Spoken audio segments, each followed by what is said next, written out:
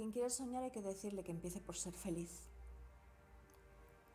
Los verdaderos bienestares, dice Blanchot, tienen un pasado, todo un pasado que viene a vivir por el sueño a una nueva casa. Pero el síntoma parece ser para Freud una forma de no recordar. E se aquello era de arriba diso de abaixo, ¿esto qué podrá ser? Y aquí también existe un albergue, el lugar en el que he visto una parra con unas uvas verdes que le habrían sugerido otro otoño al mismísimo Archimboldo. Así que aquí pronto indispensable pararse a disfrutar de un vino de la zona, pero primero ese interminable andadero hasta el kilómetro 38 de Arzúa y después Natasha y Benoit, que son esos que se internan en Salud en Peracuan, el spa con el logotipo de Pilgrims Information, hacen que desista y que me decante por atravesar las puertas de ese Freud a proveerme de algo para comer en cualquier alto que haga.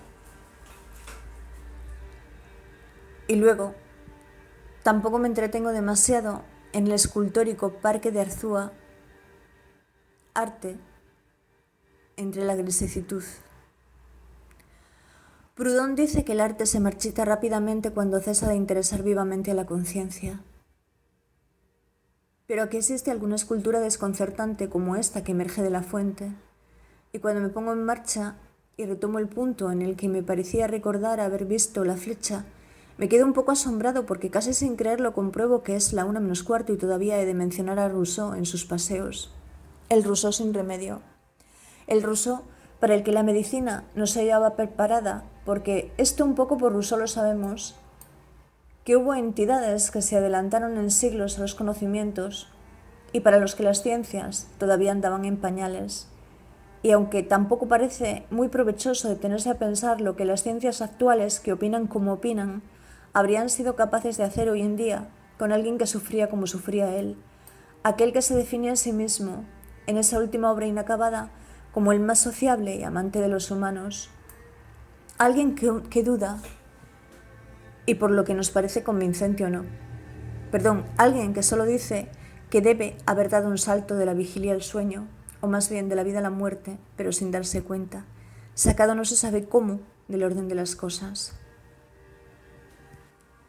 El psicótico, dirá Esba, que le escuchó decir a alguien que escribió sobre el sucesor soñado de Onassis, es alguien que tiende a ubicarse en el lugar del objeto, y que es ese en el que habitualmente se encuentra el analista, es decir, el que produce efectos y el que, según Lacan, que jamás se hizo analizar y como Freud, teoriza lo que otros van a tratar de dirimir hasta como parece ser el día del juicio final. Algunos, la inmensa mayoría, sin gota de talento, otros, ya lo supimos, como Edelstein o Friedman como maestros. Pero ¿y qué es lo tremendo de todo ello? Sí, ¿qué diferencia existe realmente entre lo que André Moreta es o Jean-Jacques Rousseau fue? ¿No es, en cualquier caso, su producción, pregunto, la que de una manera u otra incide, lo queramos o no, en el plano de inmanencia?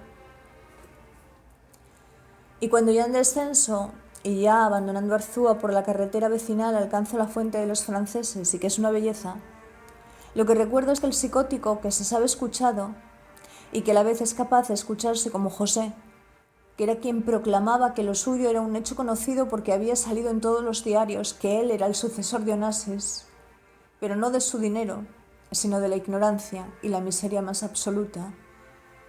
La mentira que él se contaba y que no tiene por qué resultarnos ni siquiera congruente, puede llegar a ese día en que todo comienza a cambiar, porque sucede algo que lo saca del error.